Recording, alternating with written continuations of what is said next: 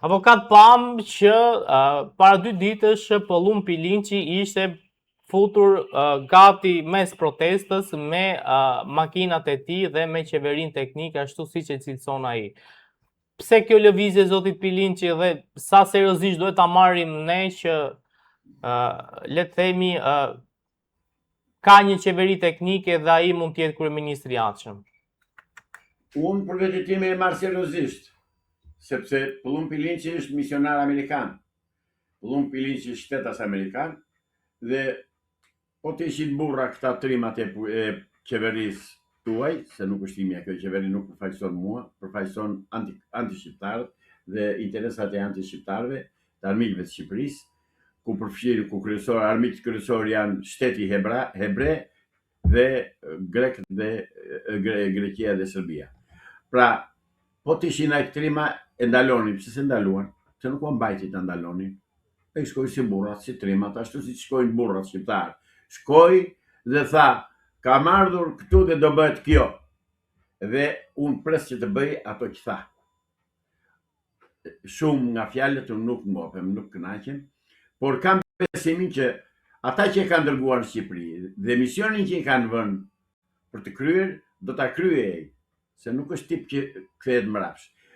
Unë me të kam pasur probleme që mi krijuan të tjerët tek ai, se ai s'kishte arsye që të kishte probleme me mua. Megjithatë, jam në rregull unë, kur shikoj që ai është në shërbim të vendit dhe të kombit, po me kënaqësi i harroj të tëra, i shumëzoj me zero.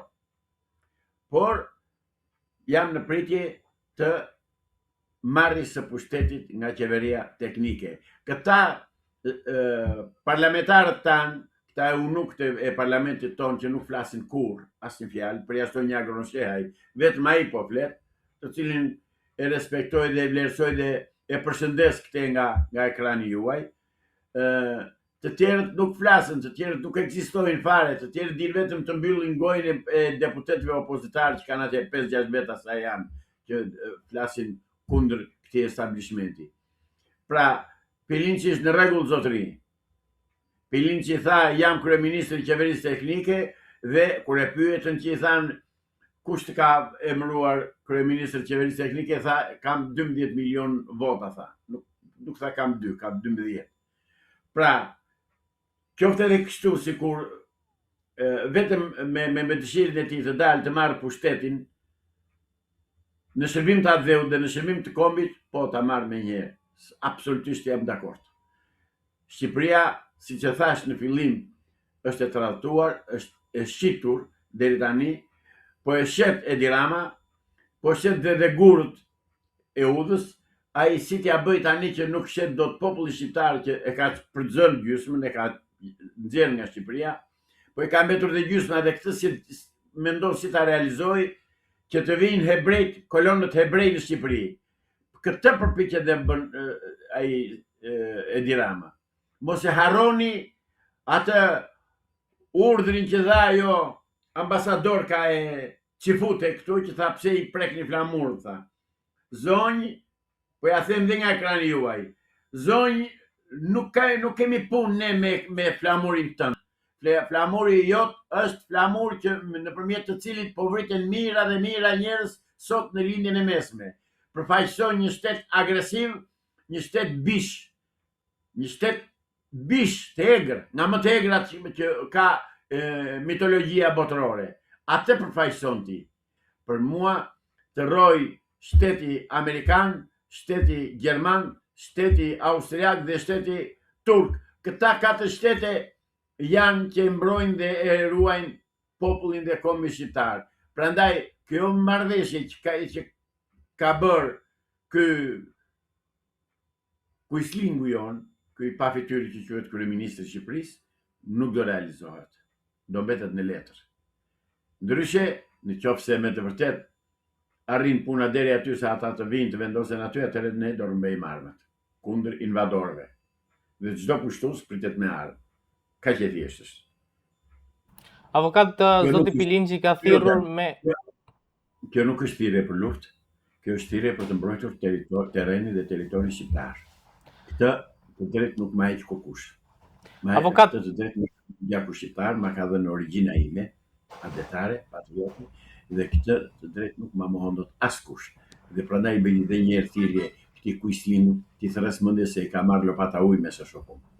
Avokat, me ditën e nesërme zoti Pilingji ka thirrur një protestë mbar kombëtare. Besoni që kjo është edhe dita kur mund të marrë ai qeverinë në dorëzim? Gjithçka bën vaki, dua të ndodhë kështu. Unë dua të ndodhë kjo. Dhe pres që të ndodhë. Dua që të ndodhë dhe pres që të ndodhë. A do prenohet kjo qeveri teknike nga gjitha palët? Kush janë palë? Këta që tradhtojnë tokën shqiptare, janë palë ata. Ata janë përjashtuar nga politika shqiptare. Nuk ekzistojnë më. Ashtu dhe të rinë të mbajnë ato veturat që kanë siguruar dhe blerë duke vjedhur tokë paratë e shqiptarëve dhe djersën e shqiptarëve. Por pushtet nuk do kenë më. Unë mbithirje që t'ikin me të mirë, t'ikin si që duhet të ikin, si që takon të ikin, sepse e kanë mbushur kupën, t'i farmakosen dhe ato që kanë vjedhur, të zhduken me gjithto, vetëm të lënë shqiptarët të rehat dhe të ruajmë Shqipërinë të paprekur, siç na e la Ismail Qemali, siç na e la lidhje e Prizrenit. Në atë Shqipëri kërkojmë të bëjmë Shqipërinë etnike të kohës së lidhjes, të periudhës së lidhjes së Prizrenit.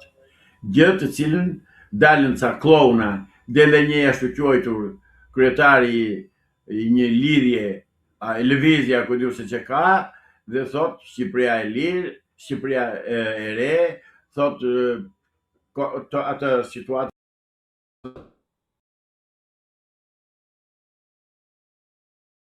të rinjtë nuk kanë idenë fare nga historia.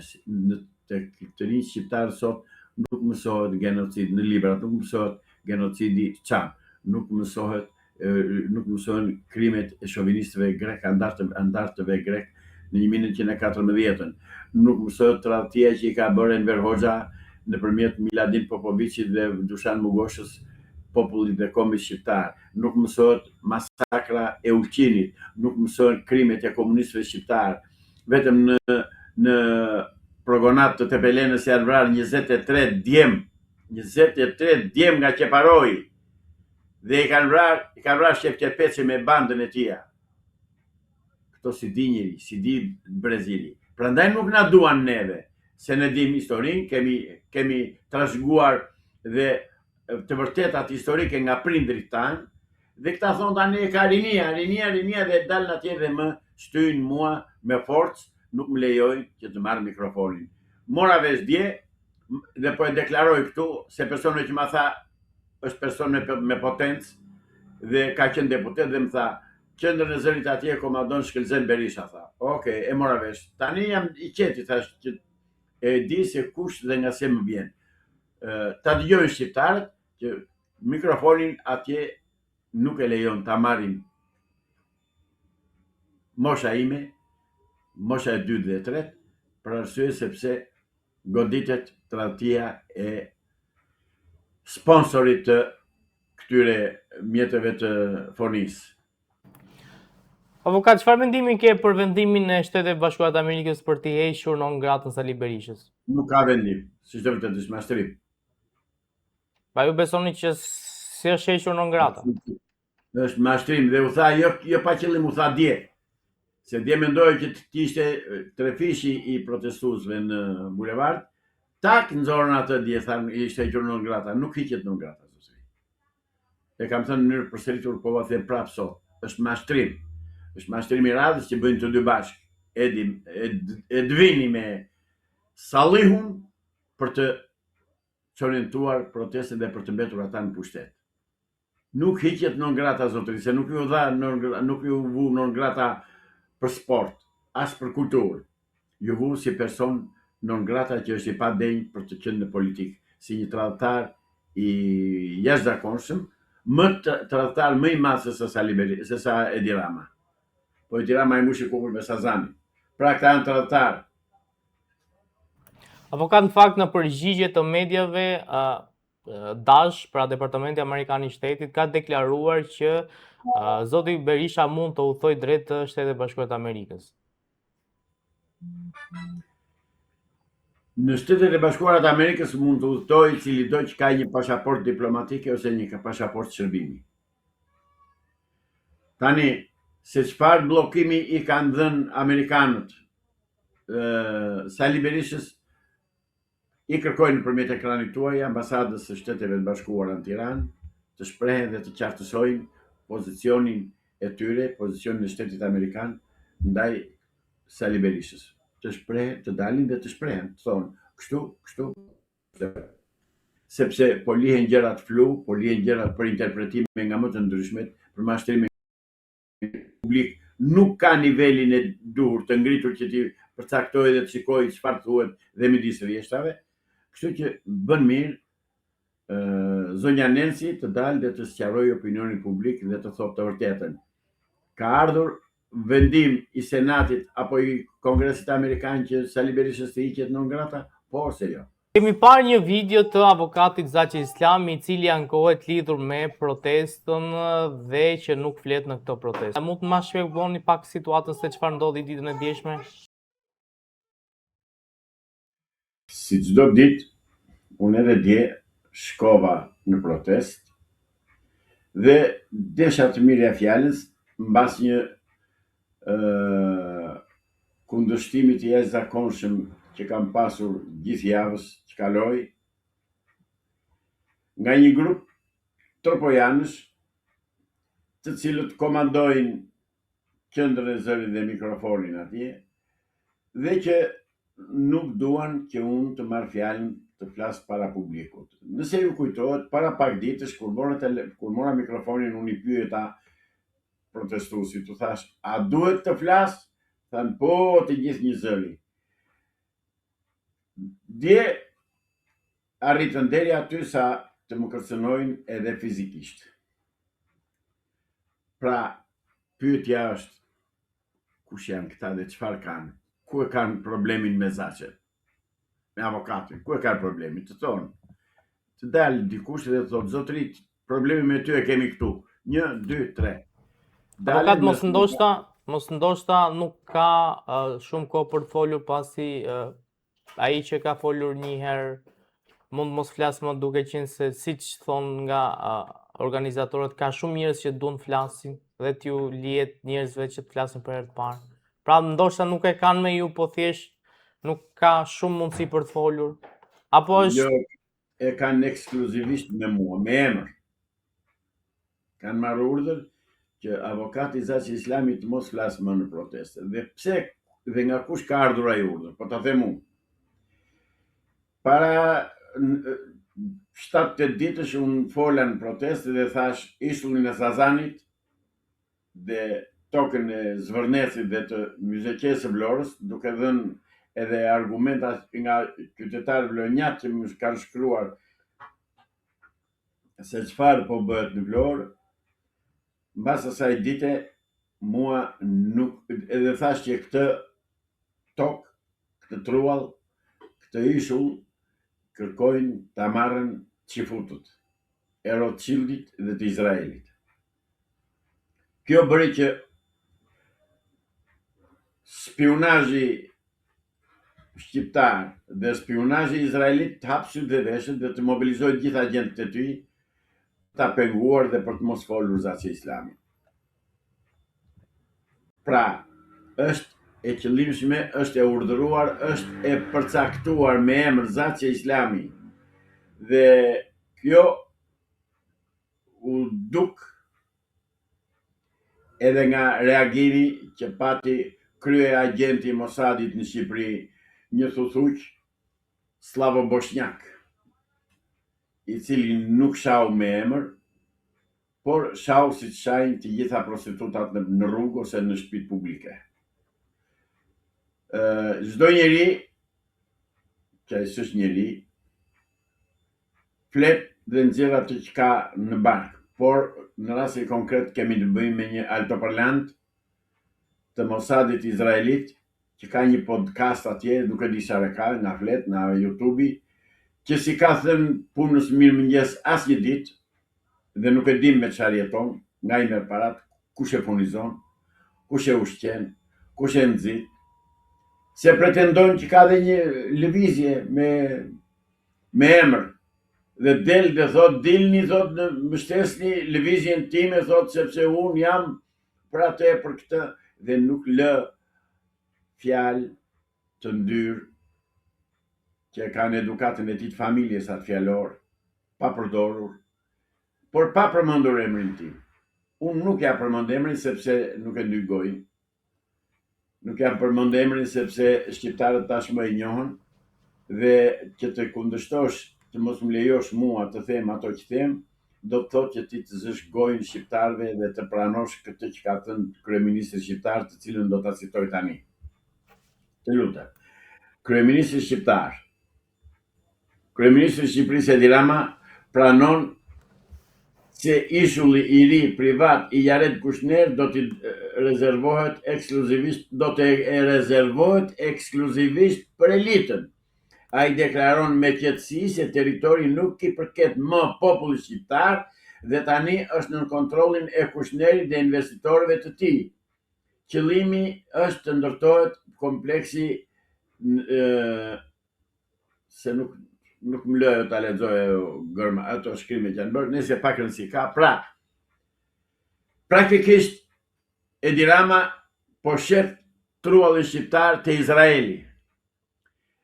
Praktikisht Edi Rama po shet truallin shqiptar te Çifutët, është me zë dhe me figura ajo që kam aty dhe po qarkullon video në gjithë Republikën. Tani në mëngjes nuk e dija se kisha po ma dërgoi General Hajro Limaj. Ma dërgoi një patriot dhe një qytetar shqiptar që ka sakrifikuar tërë jetën për Shqipërinë. Pra, bllokimi i Zaçi Islami që të mos flas në foltore është pikërisht këtu, që të mos denoncoj krimin, tradhtinë e lartë që po i bën ky hebre që ka zënë postin e kryeministrit në Shqipëri dhe që Shqipëria, që protesta të devijoj objektivin nga Bashkim Kombëtar, nga Shqipëri etnike të kalojë në Shqipërinë e re. A thua se na lini një Shqipëri sot, që Shqipëria ka 10.000 vjet që ekziston dhe kombi shqiptar. Pra, objektivi tyre është me çdo kusht të sabotojnë Bashkimin Kombëtar, me çdo kusht të sabotojnë atë protestë që vjen nesër në datën 13 nga diaspora shqiptare, që thuhet dhe kam besim që do jetë shumë e fuqishme. Ne, zotri, unë dhe shumë patriotë të tjerë, sot kemi mbështetje vetëm na Gjermani, Austri, Turqi, Amerikë. Dhe po përpiqen të na bëjnë gropën komunistët e Bashkimit Evropian me politikën e tyre djallëzore dhe mbështetëse të Edi Ramës dhe të hebrejve në Shqipëri. Unë u bithiri prapë dhe këtu nga ekrani juaj dhe e di që shqiptarët më dëgjojnë dhe e vlerësojnë atë që them dhe unë i falenderoj për këtë pikë. Qohuni shqiptarë se jemi në rrezik të madh, jo ne, po janë në rrezik të madh fëmijët tanë, niprit tanë. Që ti heqësh truallin Shqipërisë, ti japësh një hebreu Kushnera, djalli sëmës kushdo që t'jetë, nuk ka tradhtim më të madhe, se çfarë kanë bërë tradhtarët? Përse e vran Esat Pashtoptanin? E vran se gjasme shit ja bëri, nuk e di çfarë tradhtoi. Ndërsa ky ashiqare ditë për diell në televizion me cinizëm, me një urrëtie të jashtëzakonshme për kombin shqiptar dhe për popullin shqiptar, ky që ka uzurpuar karriken e kryeministrit, ky del dhe thot ishulli Sazani është i Kushnerit. Unë pyes ata eunukët që kanë në parlamentin e tij. O zotrinj eunuk, o zonja lesbike, o ju të pafityr që i keni marrë atë dokumentin e deputetit shqiptar. A jemi shqiptar ju more?